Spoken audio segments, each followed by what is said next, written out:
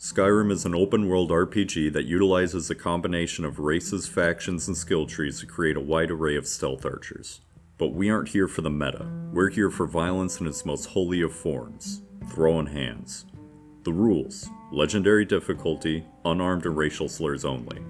I will be using a shield as that is a defensive item and passes a bar fight clause. Before the character creation screen even begins, one of the Imperials starts glitching in and out of reality. No one else seems to notice, and I've been without moon sugar for dozens of minutes, so this is quite concerning. We're a Khajiit for that juicy 22 unarmed damage. Our execution for the crime of loitering without a license is interrupted by some dumb lizard. A Stormcloak also survived, but the bastard tricked us.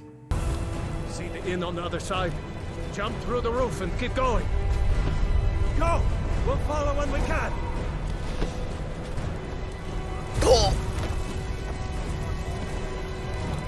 What's the point of sending us ahead when they're gonna hide in the tower? Smoothskin is using us as dragon bait, so we join up with the entity who's saving some kid. We knew the Planeswalker was a force beyond us, but we're unsure of their disposition. Since they appear to be polite and didn't kick us out of their fucking tower, that means we're friends now, and I will treat this parasocial relationship as common law marriage. Combat early on is no big deal. In fact, this is a brief point in time that unarmed will do more damage than a held weapon. The torture room. Gods, I wish we didn't need these. Our friend is serious. If we beat the Imperial torture to death in front of him, he won't just let it happen, he'll join in. With this double homicide, our bond grows stronger. It's probably best if we split up. Good luck. I wouldn't have made it without your help today. We aren't doing that. We survived the tutorial because the entity drew aggro away from us. Now that we're out and there's a dragon on the loose, we're together whether he likes it or not. I'm glad you decided to come with me. We're almost to Riverwood. Coy bastard was just playing hard to get. Unfortunately, we do have to part ways for now. The entity's uncle wants us to suck Balgriff's toes for protection, and we'll do that, but our true goal is in the Pooh Caves of Riften. For you see, we are no mere merchant or vagrant crusader. The Mother of Cats whispered her fourth secret to us. In this vision, we were given our destiny, to slay the World Eater, and to do so with claw and fang. To achieve this holy work, an artifact of great power was revealed to us, and it's hiding in Riften's belly. On the way to Riften, I killed a wizard and used 70% of my potions, got killed by a bandit, killed a bandit, then ran from his men, got killed by a pack of wolves, successfully culled a herd of bandits by exploiting social distancing, then high on my success ran headfirst into a bandit in enclosed space and spent the next 5 minutes watching my corpse develop rigor mortis as the game wanted me to truly accept the consequences of hubris. At this difficulty, we are very soft, and our punches follow nightmare rules.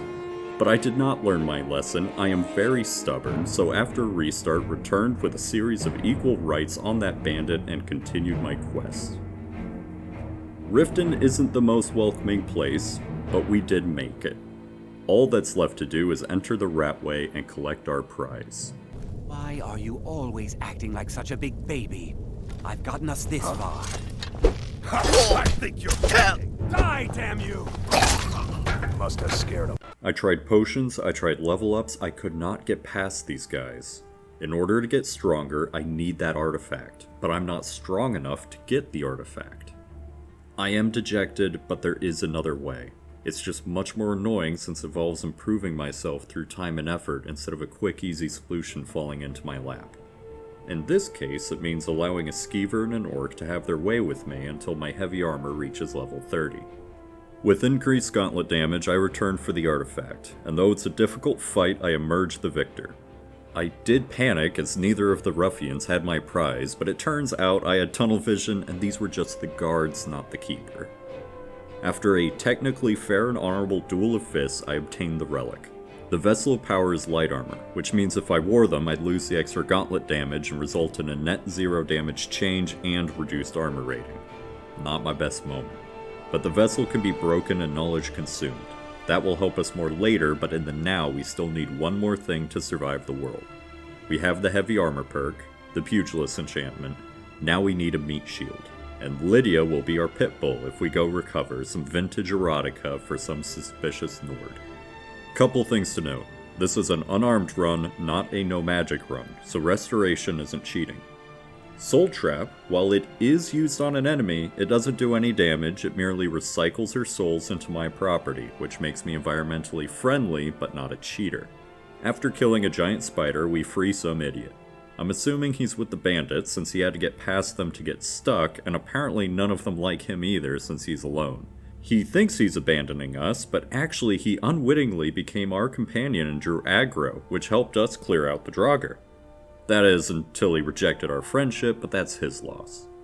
This hallway made me put down the game for a few days.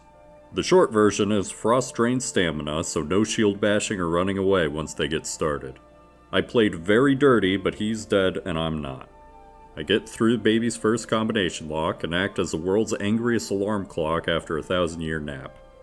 Yieldy Gunner Mag was in this dude's pocket, but thanks to Shield Bash Stunlock, we're actually alright one-on-one as long as they aren't using Frost like a dick. Grab that skull on the way out. Not part of the challenge, doesn't have any value, but every run for the last decade this talisman has locked out 2 pounds my inventory, and I ain't stopping now.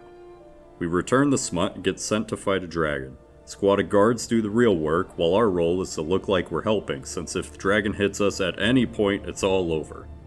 It was now that I remembered I could have just hired a companion instead of doing all this. Oh well, we win, we're gifted Lydia, and sent to meet some loud old men. Today, Skippy, today! I don't have all day! Lydia fundamentally changes the game. Practically speaking, she's the protagonist now and I am her furry quest marker. The gameplay loop is, get the enemy's attention, flee until Lydia draws their focus, then help her beat them for me by hitting them in the back and staggering them with shield bashes. I finish what I started with that bandit chief, fight my way up some cold-ass mountain, and yell at some retirees. In turn, they teach me more potent slurs and send me on a fetch quest for musical instruments. I became somewhat distracted after sampling a local entrepreneur's products and only have vague recollections of events. Something about the elderly, magicians, and a dragon. Details are fuzzy, but I'm sure I was brave and honorable. At some point in all this, I found a stray dog, which doubles my companions, meat shields, and odds of survival. Miko is a good boy, and with his help, we remembered what we were supposed to be doing and went looking for the horn. Only died a few times in the dungeon, so nothing notable except a series of doors that can only be accessed through our dragon shout. That's a smart security system for a shouting crypt to keep the non-shouters out.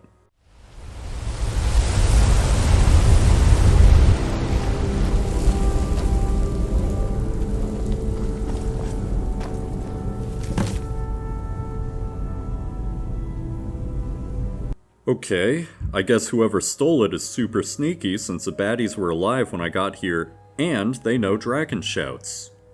Why do they even want my help? They can do everything I can do but with a sword.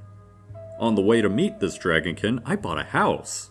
Not because I'm looking to settle down or even try sleeping, but because this chest can hold all these animal remains I've been lugging around for normal and not sinister reasons. We meet the thief, who we've actually seen before when returning Lizard Smut, but since there's no dialogue option to call this out, I take it as canon that the protagonist thinks all Nords look the same. This Nord wants to take us on a field trip, which is where I learned she can't conceptualize or comprehend the concept of conducting a common creek crossing using a bridge. So that's why they need our help. Our destination was Lizard Necromancy. Our 3 meat puppets do most of the work for us, but we get our hits in too. With the dragon aborted, the Nord blames the Thalmor and wants us to creep into their embassy. I don't like this. As a proud Khajiit, I have a racial bond with the Thalmor.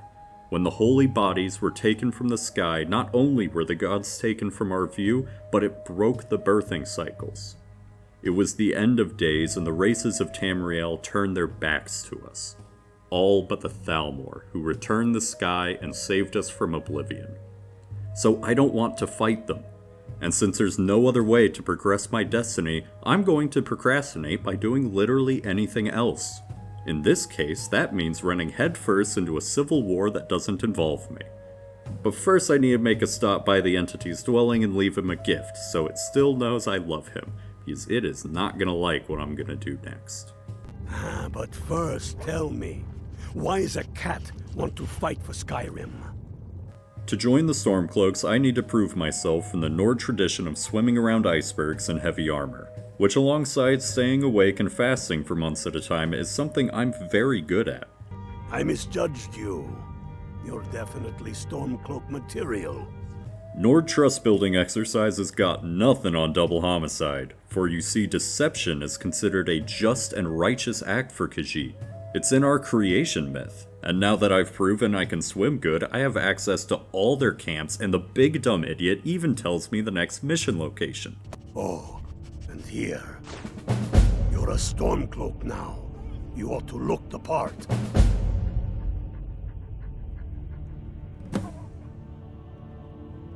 I have found the final resting place of the Jagged Crown.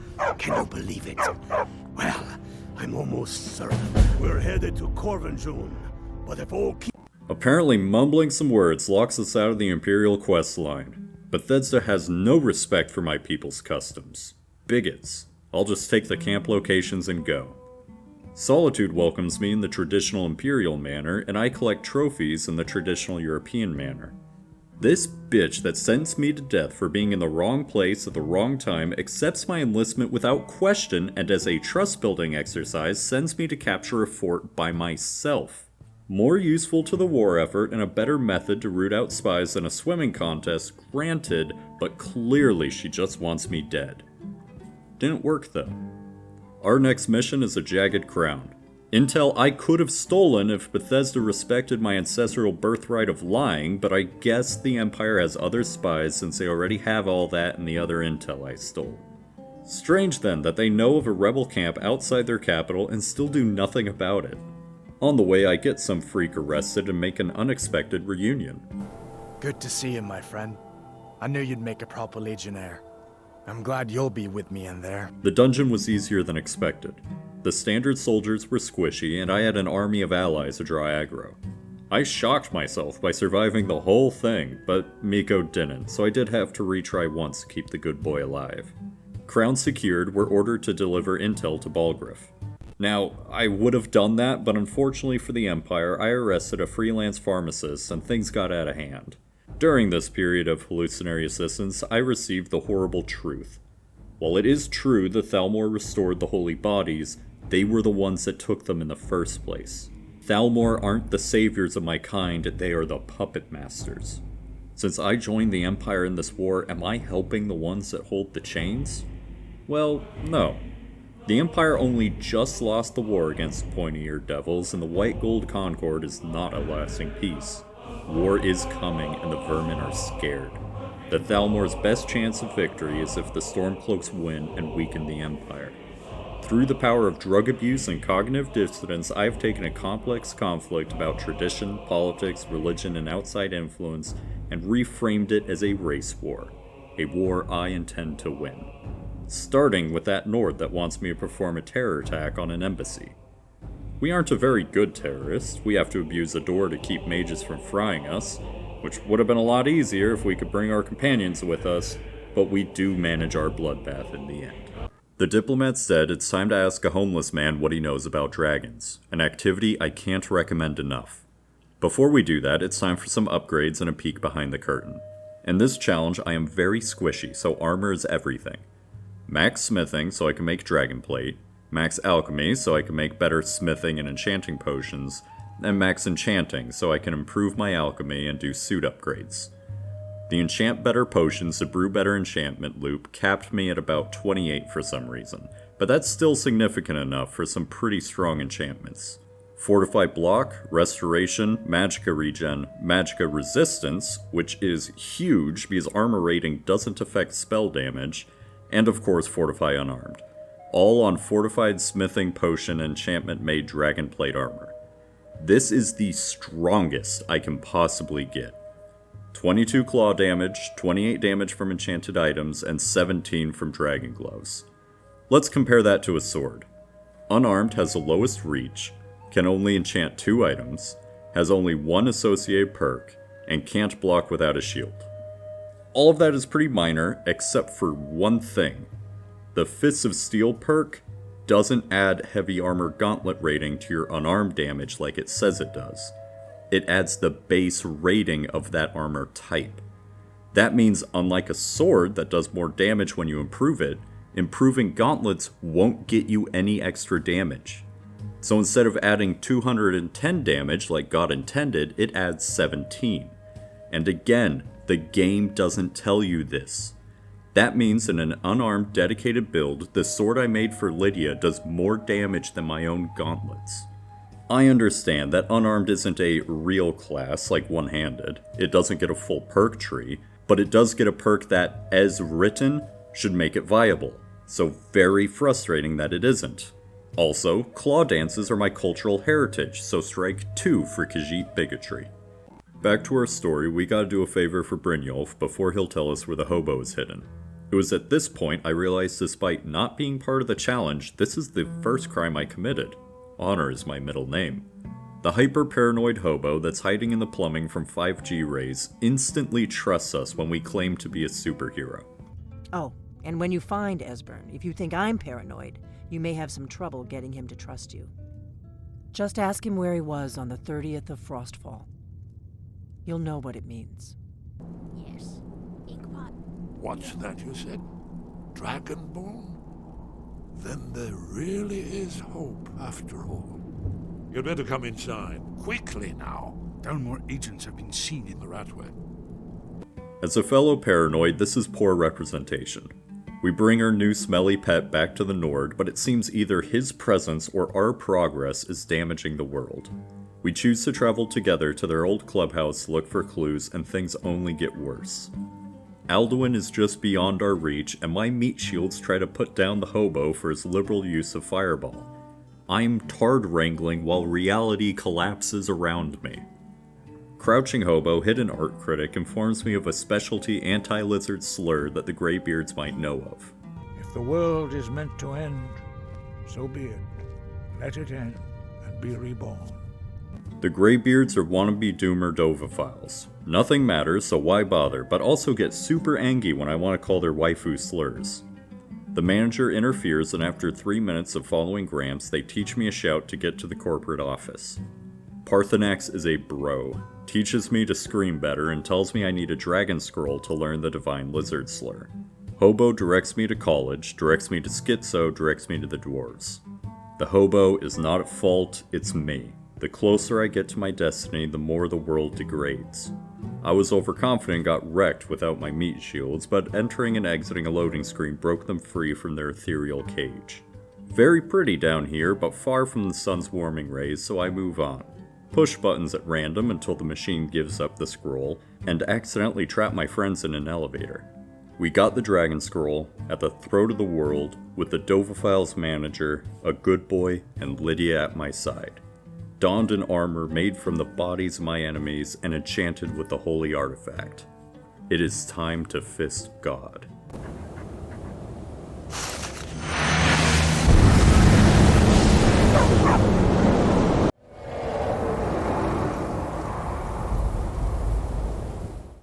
He didn't show up.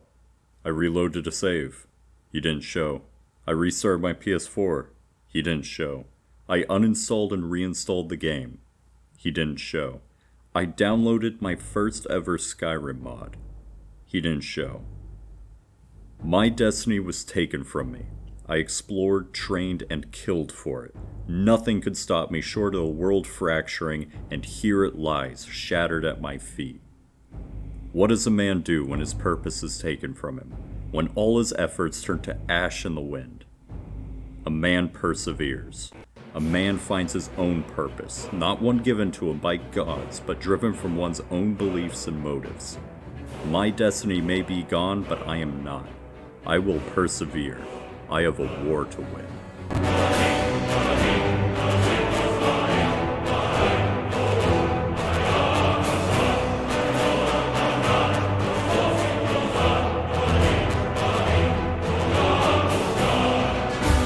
I wanted to make this cinematic, but failed to trigger a single unarmed finisher. Also, the enemy AI kept funneling them down a narrow path, and they won't fight as they try to reach the objective, but a win's a win. The war follows a very simple structure. Go to a region, do a specialist mission to weaken resistance, then take the central fort with the rest of the army to clear the Stormcloak presence in that region. The first region we go to is the Pale, and we gotta steal and forge some documents. Simple enough, though some fellow consumer got involved for some reason. With the forged documents ready, I go to deliver them. I've been circling Cloud 9 for the last 6 hours and just realized I'm not dressed like the courier I put to sleep. I'm dressed like the Dragonborn. The Dragonborn that's very publicly not a Stormcloak. My brain works fast good, so I disguise myself as a proud Stormcloak nudist. Wait, I know you. There's no mistake. You're a wanted man, and it's time to pay for your crimes. Good enough. I'll just confiscate any stolen goods. Is that so? I don't recognize you. Why aren't you wearing your Stormcloak colors? I suppose it would be. Good thinking. That did not go how I thought it would. I had to look at the footage to find out what law I broke. Turns out, the consumer witnessed my document gathering, and despite leaving no witnesses, he reported me to the Popo. So this Stormcloak captain believes I'm his courier, but also he knows that I'm the one that assaulted his courier. Taking the fort went well. Next region in need of purifying is the Rift. You will never guess who we meet there. Well, look who it is. How have you been? You know, some nights when I close my eyes, I see the battle stretched out before me, like I'm still there. Do the men you've killed haunt you? Mine do. With intel from a blackmailed politician, we ambush a caravan moving gold and weapons. Taking these forts is pretty easy, so I spent most of my time keeping my brothers alive. The world has stabilized a lot since I left my path of god killing. Now Winterhold. We're meeting the entity to conduct a prison break. Or at least we tried, but were rudely interrupted by a lizard, followed up by some edgy bandits. The entity and I were split up, but time is of the essence. We are going in. There's more of them somewhere around here. Lead the way.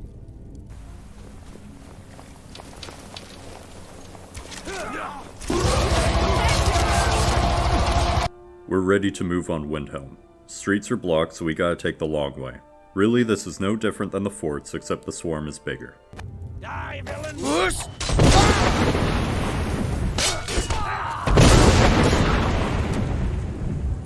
No! That'll teach you to cross. Let the Dragonborn be the one to do it. It'll make for a better song. Here, use my sword to do it. I made sure to sharpen it for the occasion.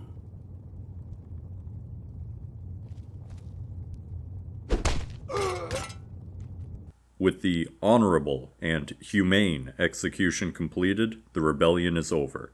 The Thalmor's days are numbered as I have strengthened their greatest foe, and when the time comes, I will march on the Somerset Isles myself and put the torch to the false saviors. I forge my own path, my own destiny. I am content.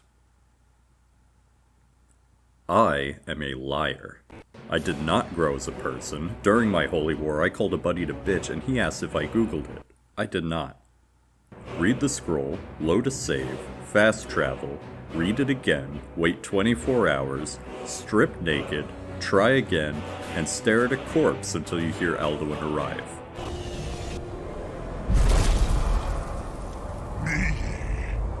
Tarudis Ane Him Hind Paliv Zuu Hindan.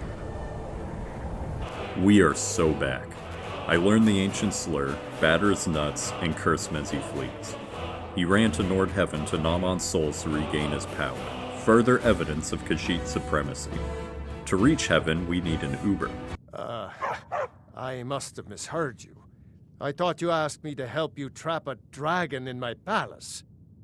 My first attempt failed because the reptile fought Lydia instead of walking into the trap, but with privacy and a silver tongue, it will submit and let us ride him. Our companions were left behind. No meat shields, we are on our own. Not gonna lie, I was a little terrified of what would happen to our supple body without meat shields, but our armor upgrades and high restoration came in clutch. Our healing also restores stamina, so we can shield bash stunlock, run away to heal, and repeat. Tedious, but effective. Our one big advantage is the tasteful cliffside architecture.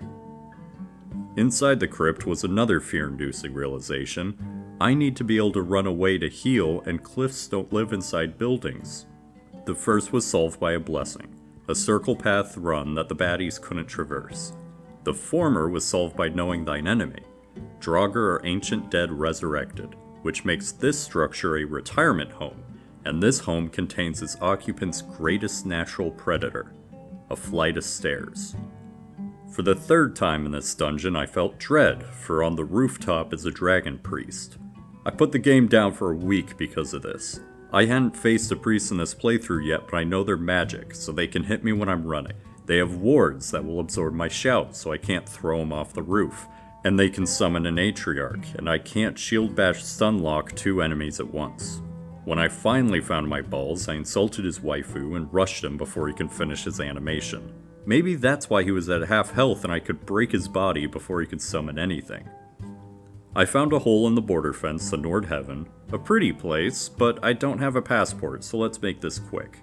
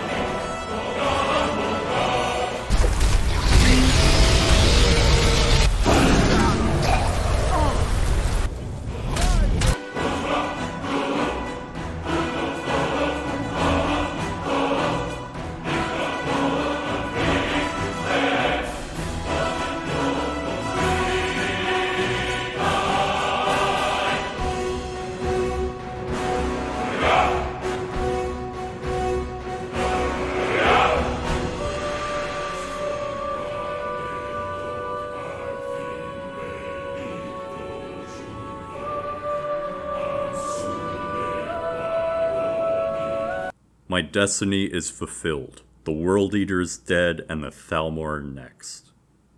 Stay hydrated, everyone.